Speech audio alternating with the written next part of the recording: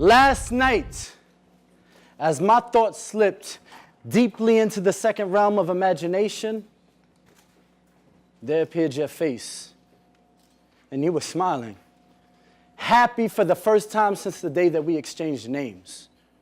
Next to you stood a man who appeared to be a greater being than I was ever meant to be, holding your hand in his right and your heart in his left, and it left me to guess that this was my dream for telling the future. Because my daughter, who in this dream was talking, laughed at all of his jokes, giggled at all of his tickles, and it stung like a harakiri sword with a dull blade being forced into my chest to carve out my cardiovascular, as my daughter's laughter was accompanied by her calling another man daddy.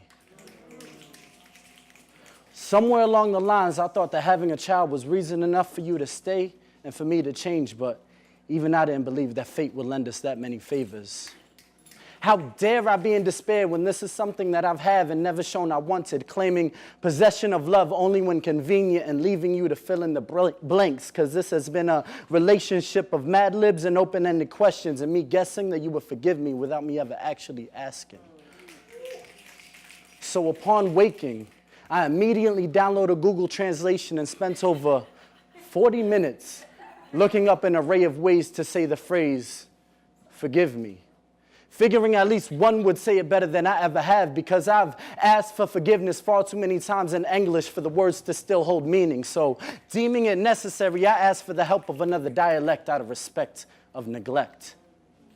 And after years of you begging, I finally danced with the decision of a romance language to romanticize me apologizing for years of lies. And I've tied it in with a few tears to make it appeal real or at least sound genuine, because I've dabbled in sin since the day that we met, and you've yet to run away from the pain that my Dracula-like fangs have drained out of this relationship.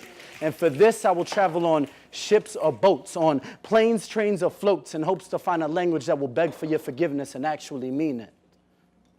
So for the sake of my future wife, and the life of my family, I single-handedly swear that you are more than I could ever properly love, more than I will ever correctly appreciate. But I will exhaust all efforts and make my presence known as I commit to this commitment, and through the actions of my words beg for your forgiveness.